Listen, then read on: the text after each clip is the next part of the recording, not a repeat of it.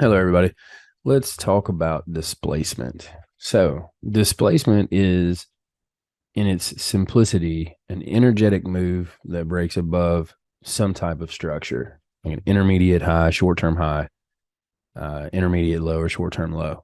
And it breaks through it with aggressiveness. And that's really the key point to remember. So, inside this circle, we've got a pretty good down move happening from right in here. And then we've created some short term highs within it. And we are, let's just say we're bullish bias on the day, or we're looking for, a way to enter a trade. And when we have these short term highs in here, and now we are starting to look for an energetic move that breaks above these highs.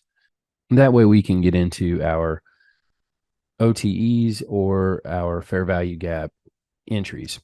So looking at this area right in here, let's focus in on this intermediate high right here. Let's focus in on this guy. As you can see, we've got two good candles right here that really displace and get above this candle. However, as you can see, there's no real aggressive continuation. It immediately rejects, in fact, puts an engulfing bearish candle right below it, and then drops back down and then continues to fall all the way back down to that initial move. So therefore, this is not good displacement above structure. We put in another short-term high during that move, which is good.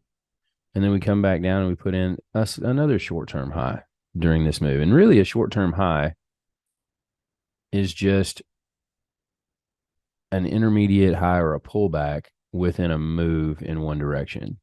So once we get these two highs in, now we can start looking for another aggressive move above these short-term highs. And as you can see, we get displacement there. And even though we start to pull back, what does it do right after that? We get another big push to the upside, which breaks this intermediate high. And within these two aggressive moves, we have very nice fair value gaps, right? Really good fair value gaps that aggressively break and continue above these highs. In fact, it even breaks above that high there. Price then starts to retrace. At this point, when we get a break above this and we get a break above this, we can start looking for our OTEs, our fair value gaps. So again, we've already noticed we've got some very nice fair value gaps in these ranges. Okay. Now, how do I determine which one I want to get into? That's where your OTE comes from. And I like to use the bottom of the first initial move.